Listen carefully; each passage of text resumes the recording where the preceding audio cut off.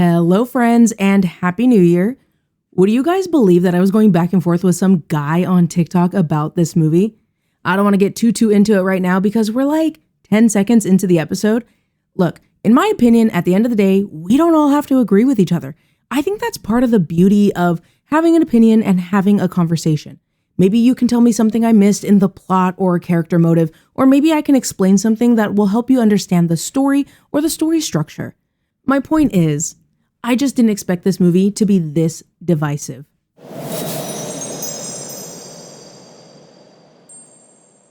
Hey there, movie lovers. Welcome back. It's your movie buddy here. And if you caught the annual recap episode, then you already know we're going to talk about the last entry on the list of my favorite movies of 2024.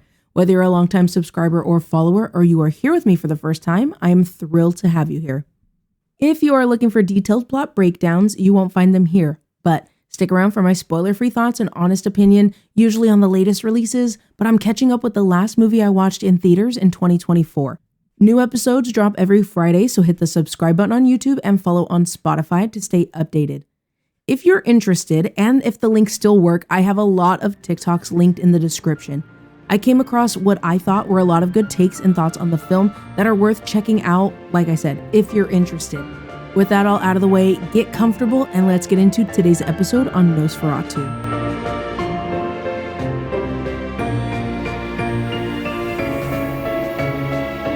In the 1830s, estate agent Thomas Hutter travels to Transylvania for a fateful meeting with Count Orlok, a prospective client. In his absence, Hutter's new bride, Ellen, is left under the care of their friends Friedrich and Anna Harding. Plagued by horrific visions and an increasing sense of dread, Ellen soon encounters an evil force that's far beyond her control. If this sounds like Ellen is going through it, she totally is. Let's look at some of the themes of the movie and my take on it, how I understood it. Nosferatu tackles guilt, isolation, the oppression of women, and repressing desire. There's also the conversation sparked by the entire film, but also the line, does evil come from within us or from beyond? There's so much to tackle here, and it's all so good.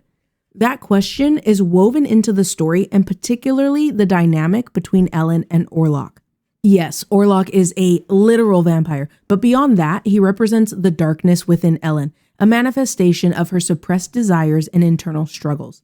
His interactions with her aren't just physical, they're symbolic, really blurring the lines between that internal and external evil. Now, this is kind of the gist of that disagreement I had on TikTok that I mentioned earlier, centering on that metaphor and Ellen's agency at the end of the film. Without spoiling the ending, it's about her choices and how they reflect the question, does evil come from within us, or is it a sinister outside force? Unsurprisingly, this movie does contain themes and depictions that may be sensitive for some viewers. There are quite a few things in this movie that I could list, but I don't want to spoil the movie. I did leave a link in the description to the website Does the Dog Die? And there you can look at the triggers along with explanations if you want to see what this movie shows and you don't mind spoilers. What I can say is that the movie contains depictions of a character having seizures and there is necrophilia. I saw conversations online and I read that a vampire preys on people and that is a metaphor for assault or SA. I think it's important to note that if this is how you interpret, I say if because I know that some people also just see it plainly as sucking blood. I can understand it from both angles, but I still want to include it, and it does happen to both a female and male character. Like I said, there are more triggers, so please do your own research if you feel like you need to, and make sure you're in a good headspace before watching. Moving right along, let's talk about what worked. Everything works. But let's start with the lighting.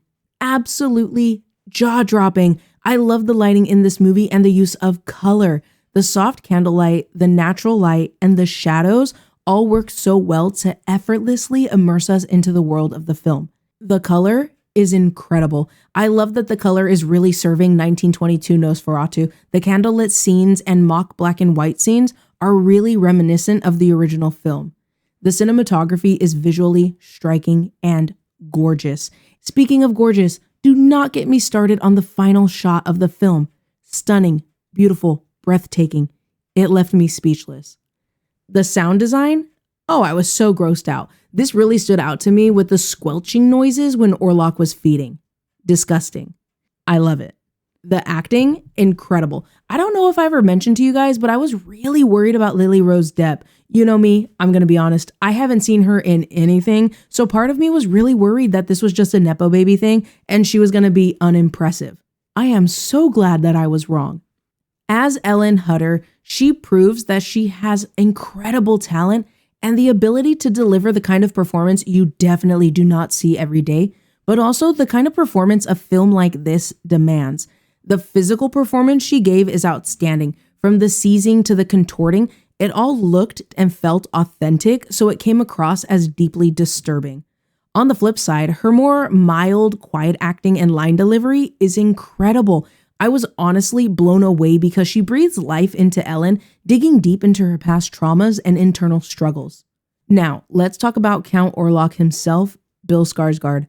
I love him as Pennywise the Dancing Clown. We already knew this man could act through prosthetics. We already know he was going to be transformative in this role, but nothing could have prepared me for his portrayal of Count Orlok.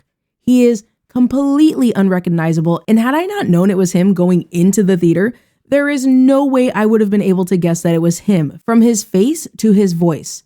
Unreal. I saw so many interviews with Bill and the director Robert Eggers about how much work went into the accuracy of the character, from the design, the language, and the accent. This makes Orlok feel grounded in reality and gives him more depth. Additionally, he's mostly in shadow too, so the voice work is really impactful, and those moments when we do see him throughout the film leave a lasting impression. Willem Dafoe, Nicholas Hoult, Emma Corrin, Ralph Ineson, and Aaron Taylor Johnson are all fantastic. Now, we might not like all of these characters, but the actors and actresses all deliver exceptional performances, and the dialogue feels natural, further immersing us into the story. Clearly, I love so much about this movie, but not everyone agrees, and that's okay. We're going to get into some criticisms about the movie, and I will share my thoughts. This first person says that the connection between Ellen and Orlok is a weak point in the film. The film never adequately explains how they noticed or became attracted to one another, leaving the audience grasping for context. They go on to say that Ellen being found naked in a field as a child after her mother's death feels like an unfinished narrative thread. That if this event is meant to hint at an early connection between Ellen and Orlok, then it's disturbingly ambiguous and poorly fleshed out. Working from the top down, a lot of this is explained in the film, but the connection between Ellen and Thomas and Ellen and Orlok is integral to the film, and I would argue it's one of the film's strongest points. How did they notice each other? Ellen never noticed Orlok, but rather, in her desperation, she called out into the void, into darkness, and a supernatural force responded. Ellen being found naked in a field as a child after her mother's death, that unfinished narrative thread, is the film, the connection that ties them together and what's tearing Ellen apart. That was the beginning of her affliction. Okay, I do want to wrap this episode up, but I do want to say that there is a lot of criticism about sex and how it is used in the film in terms of consent and assault. I think this is an important conversation, but I would definitely be opening up a can of worms if I said anything about it. So I'm going to conclude this section with a comment that said that this movie was full of unnecessary creepy sex scenes and there was too much nudity. You know, people on TikTok also said not to watch with your parents because there was so much sex and nudity. I was expecting this movie to be so much worse. If you've been around this channel long enough, then you might have heard me say that I don't like nudity for the sake of nudity. I don't like when it's gratuitous. That said, I watched this movie with my mom and it was fine. I don't think it's as bad as people are saying, but that is just my opinion. I think if nudity or sex bother you, then I would take these comments into consideration, but I think it's important to know that these moments inform the characters as well as the story. Now, let's wrap up with my final thoughts on the movie. We're just going to breeze through this section because I don't want this episode to get too long. So, is Nosferatu worth your time? Maybe. This is one of those movies that you're either going to love or you're going to hate. This movie is not for everyone. Can I sit here with my mic on the living room floor and tell you guys that this movie is a masterpiece? Yes, Robert Eggers Nosferatu is a masterpiece in every way. But I can also see how people wouldn't like this movie. It's too slow, it's too weird, it makes them uncomfortable either with the subject or the visuals, or the story doesn't make any sense. The list goes on. I think a lot of this is what makes the movie incredible. You feel uncomfortable, you want to look away, but you're locked in. It's deliberate and it's thought-provoking. All right, movie fans, coming up next, I have tickets for Wolfman, but I might not see it. It depends on my honey's work schedule. If I do see it, you can expect that episode next week. And if I do not see it, you will be getting a podcast exclusive on Spotify. After that is Companion. I know we kind of talked about the trailer and how they really gave away the entire plot, but I'm still interested. So I got tickets for that one at the end of the month. Last time we talked, I shared my thoughts on Sonic 3. If you haven't caught that episode yet, it is just a click away. To be honest, it's mostly me just talking about the credit scenes and Easter eggs, but if you're interested and you're watching today's episode on YouTube, you can find a link to that episode in the top right corner. And for my podcast listeners, that episode is available for you as well. As always, a huge thank you to everyone who has stuck around with me to the end of today's episode. Let me know what you thought about Nosferatu. How do you feel about how divisive this movie is? If you're not familiar with that conversation, then just let me know what you thought about the movie. Are you obsessed, or did you think it wasn't that great? Clearly, I love this movie. I think it's beautiful and the commentary is fascinating. What are your thoughts on the relationship between Ellen and Thomas? What about the relationship or lack of relationship, the dynamic between Ellen and Orlok? Your feedback is always appreciated, so let me know your thoughts in the comment section on YouTube, and if you're on the Spotify app, swipe up and let me know what you're thinking. I would love to hear from you guys, so let's get the conversation going. And if you are enjoying the movie talk on YouTube, hit the subscribe button and ring that notification bell to stay updated.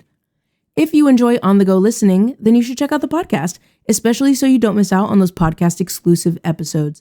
Tune in every Friday for new episodes, and hey, if you're on Instagram, follow me at a.rocket.review for more updates and to read my reviews. Your support, whether on YouTube, the podcast, or Instagram, really helps this community grow, and it means so much to me, and I cannot thank you enough. Until next time, spread positivity, be safe, take care of yourself, happy movie watching, and Happy New Year. I'll talk to you guys soon. Bye.